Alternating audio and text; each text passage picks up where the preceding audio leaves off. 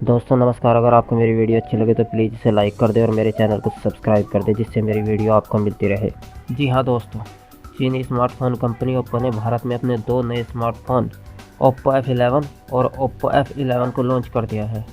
Oppo F11 pro में dual rear camera setup है जो 48 मेगापिक्सल सेंसर से लैस है।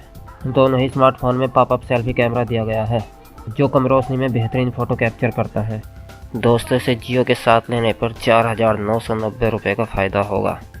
ओप्पो F11 की प्रोसेसर की कीमत 24,990 रुपये है, जबकि F11 की कीमत 19,990 रुपये है। ओप्पो के इन दोनों स्मार्टफोन का मुकाबला भारतीय बाजार में पहले से ही मौजूद रेडमी नोट 7 से होगा। ओप्पो के इस नए फ़ोन में full screen lock, popup selfie camera और बैक पैनल पर ट्रिपल कलर ग्रेडियंट है जो आपको फ़ोन को प्रीमियम लुक देते हैं। दोस्तों नमस्कार। अगर आपको मेरी वीडियो अच्छी लगे तो प्लीज़ इसे लाइक कर दें और मेरे चैनल को सब्सक्राइब कर दें, जिससे मेरी वीडियो आपको मिलती रहे।